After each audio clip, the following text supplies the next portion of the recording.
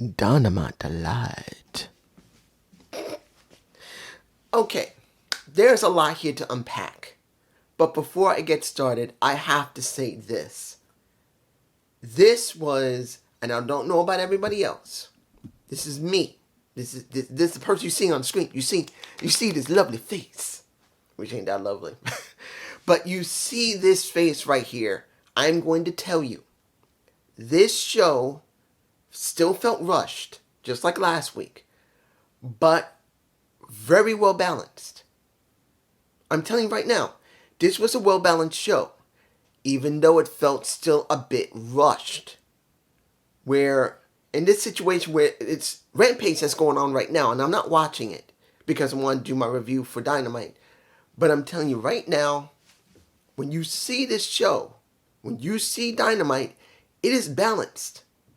It feels a lot more fluid. It feels a lot more like it was made from the ground up, at least to a certain extent, for consumption on a weekly basis. At least for this week. So I will give them that. This felt way more better. So it looks like Jen Pepperman is doing something, guys. We were very curious if she was going to be able to make some type of change. Next to the new graphics, next to the new theme song, next to the new everything that's going on, the show flows better. Now, I don't know how long this will be. I'm hoping they'll keep doing this. And I'm hoping they'll filter over to Collision, where it is a mess. It is way too overmatched. It is way too rushed. It just feels completely off balance over there. But here in Dynamite, it's a lot better. And also, Collision will not be on next week. So either I'm going to try and make a gut report on Saturday or Sunday, if I can. Because I'm still working on... I haven't made a video like an intro for my channels in years. Due to all the stress I've been going through since the pandemic and everything else. So I'm still working on the music video, just letting you know now. I am still working on it. It's not going to be really... I don't know if you guys think we're going to like it. I'm hoping you will when I finally finish it. I'm halfway done with it now. I'm hoping I'll be done next week. I'm really hoping I'll be done maybe tomorrow because I am working on it after I do this. But I'm hoping I get it done. It's nerve-wracking that you're making something and you're hoping people will like it and you have no idea if they're going to like it because they'll probably say, oh, this is shit. Or, ooh, this is something. Or, this is great. That's how you're going to feel. Anyway, let's start. The Continental Crown. We're going to shoot through most of this because we already know what was going to happen. Look. When Okada came in, I knew when he focused on Eddie, Eddie was dropping the title. It's as simple as that.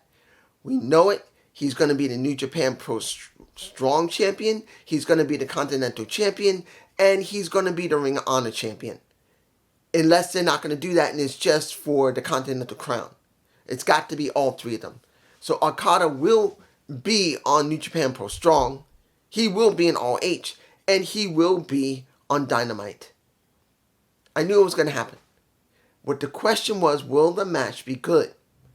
Seeing Eddie come out in a different garb of clothing was actually a nice touch. For me personally, Eddie's always been the type that is lowbrow. He doesn't come out stylish. But this time he did, wearing a black coat. I was fine with it. And the match was good. It wasn't perfect. And I gotta say this to one of my subscribers who doesn't like Okada. You know who you are. You don't like the way Okada looks. You don't. I know. You're the one who makes me the Sonic, which I respect you. You don't like Okada. But like I said, why should he change unless he gets hurt or goes to WWE? To me, he doesn't really feel anything wrong or right. He's no better than the Bucks. Which did have an okay segment in the back with Okada talking for him. He did talk a little bit of English. Hopefully he can talk more than just, Eddie, I'm going to beat you or coming for you. I'm hoping he can talk more English than that. That's what I'm hoping for. But it wasn't bad. They spoke for Okada. They're still setting up the Elite. It's okay. You don't like it, I can understand. But at least here, it was done well. And then we get Pac coming out after the match is over and Okada won. Here's the thing. Pac's my boy. He's my boy. That bastard of a man is my boy. But the thing that gets me, why is he going for the Continental Crown? Why doesn't he go after Samoa Joe? Why? I'd rather see him go after Samoa Joe. But since he can't due to the fact of Swerve Strickland, but then not Swerve Strickland, it's not something I'm happy about. It's just me. But I can understand why they're doing it with Okada and him. That he will be the next person Okada's going to be dealing with. But to be honest, I want more for Pac. He deserves more since he came back. Now, Hook versus Jericho. I knew also that this was going to be a job. There's no way. No way that this wasn't going to be to put over Hook. I knew. Because after what happened with... Let's put this in perspective very quickly. When he had that match with Joe, no matter how much WWE and people said, what was the fucking problem? Why are you even doing this? This is stupid. And others say, why is Hook getting this opportunity? Hook proved that he can hang with anyone. Can he talk? No. Does he hold a persona or a character? No. At least not yet. He's still young in the business. Let's be honest. I think he's only been in it for 2 years, maybe 3 at this point. So he's still young. He still can develop. There's some people that develop late as a pro wrestler. Look at Diamond Dallas Page. He started at 35. But he had charisma out his ass. And then there's others who have been wrestling for years, but when they reach a certain level in a certain company, they take off. It does happen. So with Hook, he ain't ready yet. But showing that he can work with a Chris Jericho was good. And he dumped Chris on his head, I think about 10 times. Was it 9 or 10 times? The first one, it looked like he really dumped him right back here. In this part of the skull. And Chris took those things like a champ. Everyone says Chris is a GOAT. He is. Let's make this clear. The guy's the same age as me. He's my age. And I can tell you right now that he's a GOAT. He is. Is he a great GOAT? No. He's not the greatest GOAT of all time. There's just very few that can fit that. Sting is one of them. The Nate is another one. And I know they're going to say, dude, why you bring in Nature Boy? Look how he's done in the last couple of years. Yes. The last match was trash. What we saw when he was involved before this last match with Sting was bad. But he's still one of the GOATs of the wrestling industry. He just is. When you see Chris, even though he sold a lot, he also did a good amount of work. And Hook won. Now he's getting some type of offer this Wednesday. I don't know what. Maybe he'll want to team with him to try and go after the tag championships. I don't know. Let's move on to, I believe it was about 8 to 10 minutes for Mariah May, Mike Tase's Tony Storm. Let me give it to you like this. You see Deonna Purrazzo and a Thunder Rosa. What was that? I'm sorry. Look. 3 out of those 4 women worked fine. The 4th one worked like, what? You look at Thunder Rosa. She's still trying to be very, very agile. And she can't. Guys, I'm not against Thunder Rosa. She still runs. She's still very fast in the ring. She still can wrestle. There's no way to hide that. But as an agile wrestler, as a high-flying luchador, I think that's what they call for women. No. She just isn't. Look what happened when her working with Deonna. Deonna did the Hardys, where she got down on her hands and knees and was going to let Thunder Rosa basically jump onto, I think, a Mariah May. Now, of course, we did have to fight in the very beginning, and then we got the ring work in there, which was not bad. But I'm telling you right now, when she was supposed to jump off Deonna Purrazzo's back and springboard herself onto, I believe it was Tony Storm, she didn't even do that. She jumped onto her back, landed down. She just went like this. And she jumped up, down, and that's it. She was supposed to jump and do that. She didn't do it. She can't do that anymore. So her doing that kind of stuff makes no damn sense. She must be more of a power wrestler who can also be fast in the ring and do some level of submission. That is the best she can do now. She cannot be agile anymore. And I know I'm not gonna have everyone behind me on this. I'm sure just Alex JD, Solomonster, anyone else will not be into that. They're gonna think you just don't get it. Maybe she had an off day. No. I've watched her since she came back. She's not agile anymore. Her lower back prevents that. She just can't do it. She's not super agile. Is she fast in the ring? Yes, she's very fast. Can she be hard hitting? Yes. Can she wrestle? Yes. But is she agile? No. She needs to be a power wrestler now. She needs to transition. But I don't believe she'll do it. She wants to stay exactly as she once was before her lower back became an issue and she couldn't feel her legs anymore. That's going to be the major issue. Look, she won against Toni Storm. And then we got the TBS champion coming out with the sky blue, getting her ass handed to, and almost the wonderful, who's not really doing much, Julia Hart, who just looks like she's getting set up for Thunder Rosa to take that title, which at this point, I wouldn't mind it. But I'm hoping Thunder Rosa will change up her style. She needs it. Swerve Strickland versus The Butcher. Let's put this in perspective. Did I think The Butcher was going to win? No. Did I believe a Samoa Joe was going to come out after the match? Yes. Did I believe that we are going to get something special? I didn't think so. Not until Don Callis came out and talks about Kateska and him next week. And still we're getting that rush job where instead of waiting for at least 5 or 10 minutes to make the announcement for the match, Tony just does it within a few seconds. He's not letting it time to breathe, and I just don't agree with it.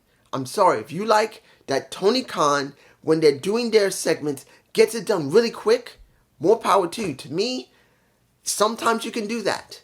But other times you need to let it marinate for at least a good 5 minutes before you make the damn announcement within a few seconds or less than a minute. It just feels rushed. Wrestling is like a fine wine sometimes. You must let it breathe. I'm just saying. Now, let's get a little bit of the stuff in the back done. The CEO opens the show. The Mercedes Moné. Did she sound good? Hell yeah, she did. Just like Swerve sounded good, Mercedes sounded good very well. She just did. Knowing that she was so frustrated that she thought she wasn't coming back, it's not much different than what Saraya did, or who else was having a problem that did that? Bryan Danielson. They all pretty much say the same formulaic thing, that, which is real, that Mercedes got hurt, Saraya got hurt, Bryan Danielson got hurt, all of them got hurt, but they basically all say the same thing. That they missed the ring, they missed the fans, they thought they would never come back. Oh, also Adam Cole. And I know I could talk about Adam and Wardlow and him getting pissed about it, but I'm going to leave that for next week.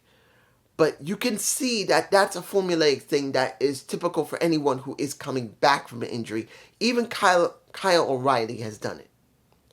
But seeing that this setup is happening. I'm sorry. My mistake when it came to Thunder Rosa. I'm getting Thunder Rosa mixed up with Toni Storm. I'm sorry. And I forgot about Deonna Purrazzo and the tag and getting a little pissed off. But you can see that this is still developing. That you are getting something. Guys, we're getting better booking for the women. Is it great yet? No. But you can see there is a shift. There is a shift. I'm not saying it's a great one, but I do see the booking different. Mercedes dealing with the TBS champion, unlike what happened with the world champion in a timeless Toni Storm. I'm sorry about that. My bad. I fucked up. I'm a botch fest. What do you want? But I do like how it was set up, how Chris Statlander came out, how this one gets interesting, where you can see the booking is changed because look what happened to Willow Nightingale.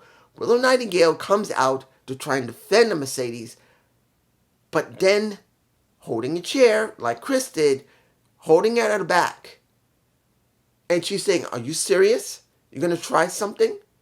It looks like the one that's going to turn heel will not be Chris Statlander, but it's Willow Nightingale? Now, I'm sure people are going to say, dude, are they serious? Yeah. And in this situation, it's a swerve. Not just from Swerve Strickland, but it's a swerve. And the question is going to be, can Willow pull off a heel turn? Because I still believe that Chris Statlander needs to turn heel. They just don't have that many faces. I wouldn't mind to see her turn heel as well. But seeing that Willow may turn heel first, counting if she can pull it off, it's going to be a big question. Will Ospreay, bruh, I'm going to tell you this about Will. If you take away his accent, he's like he's a New Yorker. Look, let's make it very clear. This is where it gets a little weird if you don't know New Yorkers. If anyone has been around the world, like in England or in some place where they basically got some really down and dirty people who I believe that's Cockney. And like in the east part of England, I think they still have it. That's basically Harlem. And people like that have taken inspiration from New York and taken inspiration from like Harlem and people acting like that. That is what Will is. Will is just like a guy from Harlem. The only thing is, instead of him having a regular accent like mine, he has a British accent. He's pretty much that. That is what we got right there. And I can relate to him, particularly that I've been watching British comedy all my life. I've been watching since I was a kid. So I can understand what he's saying. But when you wonder how far they're going to push this, because he's saying, because of what Bryan Danielson said about Will never being like him, that he can't even be close to what he's gone through. And Will Ospreay technically has. He had a neck problem, I believe. And he could have been out. He pretty much has gone down a similar road like Bryan Danielson. He's got a family. He's got cats. He's got a wife. He's got kids. Well, a kid. And he almost reached a point where he may not be able to wrestle anymore. So he's pretty much the same way. And bruh, just like he says, bruh, I will tell you, I like him. He's one of the few people I really like that has that really fast style. And it's not his style of wrestling that I like him for. It's his personality. I'm one of the rare few that's gonna like someone, not like everybody else. I'm weird like that. But when you look at Will Ospreay, if you go past his, I believe, Cockney accent, he's basically a New Yorker. He's got a certain attitude, which I like. So for me personally, it's not going to be his ring work that's going to win me over all the way. It's his personality. And is it great? No. But he's still going to develop. He's now on a nationwide and international platform other than a Japanese wrestling company that doesn't have a lot of, well, they don't do a lot of English. I mean, he'll speak in English, but it's still going to be translated in Japanese. He has to have a certain personality. But since America's not too much different than the UK, it'll be easier for him to be able to translate his personality compared to the way he had to do arigato. But you get my point. Now, final thing I'm going to talk about is the final match of the night. I Quit match. Let me give it to you like this. This was not the greatest I Quit match I've ever seen. But it was the most meaningful one I've seen in a while. We got two guys who started 40 years ago when... I'm older than both of them. Understand, 40 years ago, I was pretty much 13 years old. Wait, was it 40 years ago? No, back in the 80s. Back in the 80s. I was 13 years old. Back in 1984. And they were kids. Since they met each other when they were little kids. I was older than both of them. So from the time I was a teenager, when they were still younger than me, they've had a relationship that is involved wrestling. They've gone into wrestling. They both got married while they were wrestlers. They both have kids while they've been wrestlers. They both see each other legitimately as brothers. Legitimate brothers that when they finally retire, they will never stop seeing each other. This isn't just friendship for them. Their kids probably say Uncle Adam or Uncle Jay because that's how they see them. That's how they feel about them. So this story has a lot of bite to it. Now, I kind of wish this was at Destiny, but they did it here. In the hometown for both of them, which is the best thing. And this match was a good match. I was not bad. I liked it. And I gotta say this, and I know someone said it, you know who you are, you left us on it. No offense to him. But he said it, seeing people online getting an attitude that Spike was Janice and he's biting off of TNA. Guys, I want to make this clear. If anybody gets upset because he used Spike the way he did, because I will talk about Spike in a moment, let's make it clear. It doesn't make a difference. Wrestlers bite off of each other all the time. What is the difference? Nature Boy Ric Flair took from Nature Boy Buddy Rogers. LA Knight took his attitude from The Rock. And maybe a little bit of Stone Cold Steve Austin. Every wrestler takes inspiration from another wrestler, whether they're current or they're past. It don't matter. So him taking a stick of Mick Foley or what is it? I forgot his name. Parker of WWE, the former Abyss. Joseph Parker of the former Abyss. It doesn't matter. We all take something from somebody else. So if you got an attitude of using Spike, that's a you problem. Not me and everybody else. I'm not having a problem with it. Now, the very thing that comes up to Spike, we did get Kill Switch. We got Shayna, who ran when she saw the handcuffs. I'm not saying that her and her husband did something like that. Buddy, I'm not saying it. But she might have been around handcuffs before. You never know. With her husband.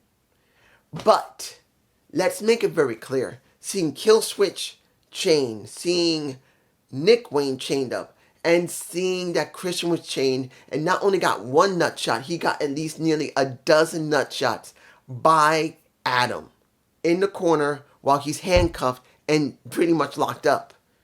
Good. Eventually he gets the nut shot with the spike, with those nail spikes on that cricket bat.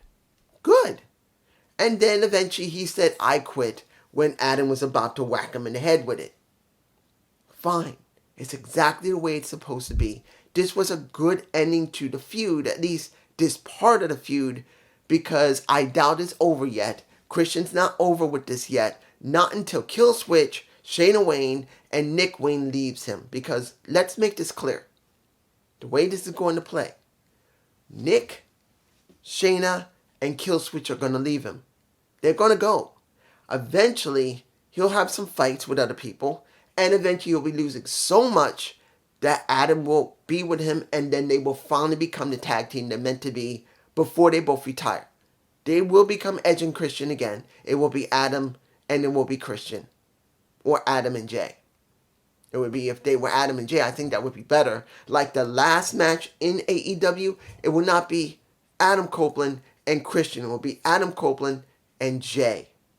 The Christian name will be retired. His last match will be with his real name, just like Adam's name. And that would be perfect. But this is far from there yet. I doubt the feud is over. It's just going to another phase where now Christian is going to try and get the title back. He will fail. And then he'll fail again.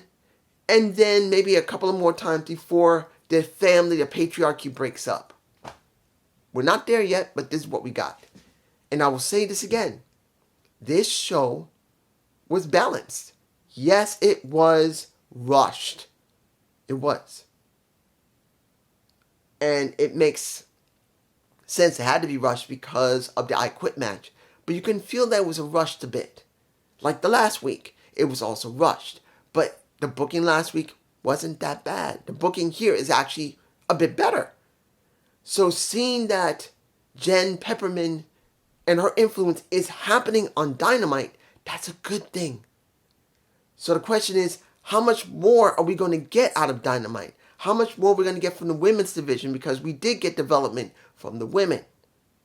At least to a certain extent. It's not a lot. It's just a little bit. But the question is, will there be more women? Will we see more with Selena Deeps? Will we see more with...